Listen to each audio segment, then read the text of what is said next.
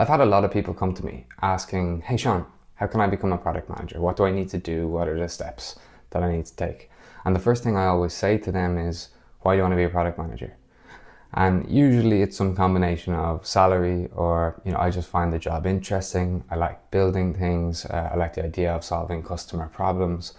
And I say, that's great. All of those things are things that you'll get to do as part of the job. But to be honest, I don't think you really have thought this through and you really understand what's required to do the job. I think that there's a few reasons why product management isn't suited for a lot of people. I think the main one is that a lot of people are comfortable in roles where they have a very clear view of what they need to do. People want a clear roadmap of how I move from one level to the next. They want to understand how they're going to be evaluated for like success, right? Because ultimately, if you don't prove that you're successful in a job, you're never going to get promoted.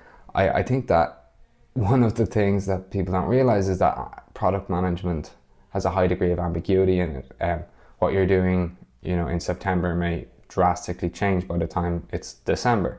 This ambiguity can lead to stress, to real world stress, because the ambiguity around the product can end up leading to ambiguity around your own career. If a product isn't doing well, it might not be because of you necessarily. It takes a lot of people working together and a lot of things to go right for a product to work out. And I think that people think that they will have all of the authority and all of the ability to make critical decisions. And yeah, they'll have the ability to make some decisions, but largely there are hugely influential individuals in your organization, on your team, who will be able to make or break the product just as much as you are. These people are like engineers, your own manager, your leadership within your organization, designers, operations people if it's a service, and even internal stakeholders who are competing with you for resources. There's not a clear path to success in product management, and it is very much a think of something, problem, a customer problem, propose some sort of solution to solving this problem, figure out how you're going to evaluate whether that solution is successful as quickly as possible so that you don't waste resources in pursuing a problem that's not actually a problem or a solution that doesn't actually fix the problem. So ambiguity is one. The second thing I think that people don't understand about product is that failure is part of the job. The entire product management process kind of depends on failure as a feedback mechanism. I mentioned before the idea of, build, test, iterate. This is essentially adapting to failure. This is pushing something out into the market, receiving a result, and assuming it doesn't have the desired outcome that you want. You're going to have to make some change, and change quickly. Depending on your organization's management, structure, all of these types of things, that can be intense because people in other roles view failure as failure and not as a kind of built-in mechanism as part of this, build, test, iterate. And it's okay if you build something, test it, and your hypothesis was wrong.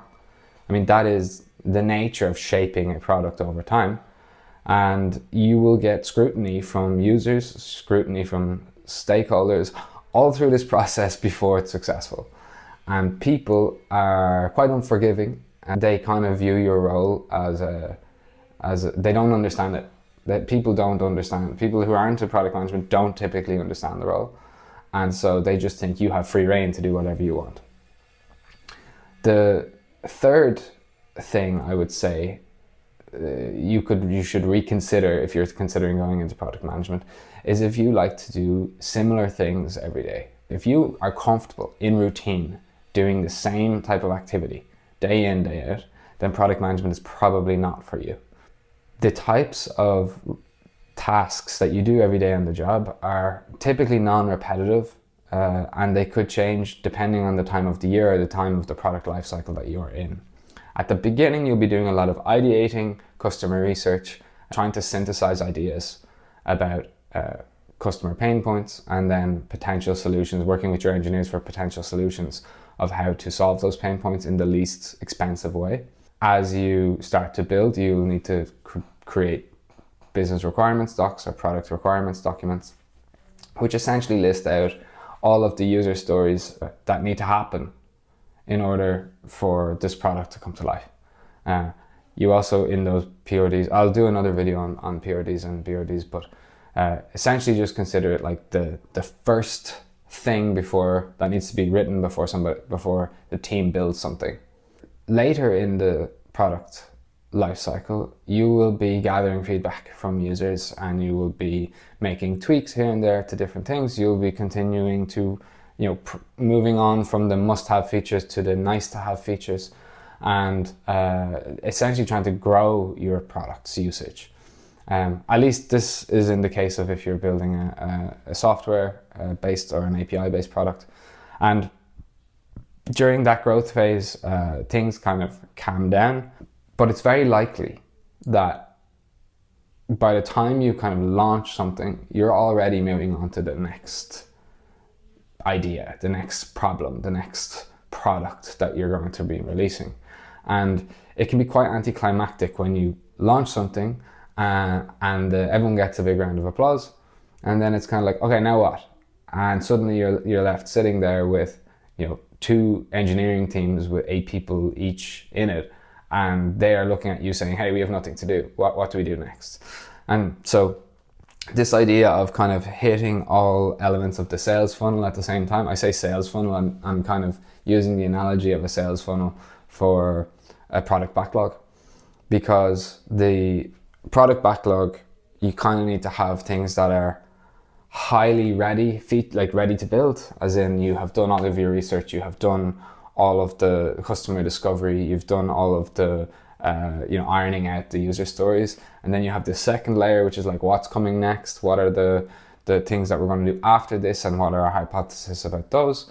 And then further down the funnel, or further down the backlog, in this case, you have these kind of like high level ideas that you think, oh, well, maybe we'll go over there a year from now, 18 months from now. So as a consequence of all this, you kind of have to do all of these things at the same time. And sure, there are different parts of the life cycle of a product where there will be kind of peaks and troughs in terms of activity.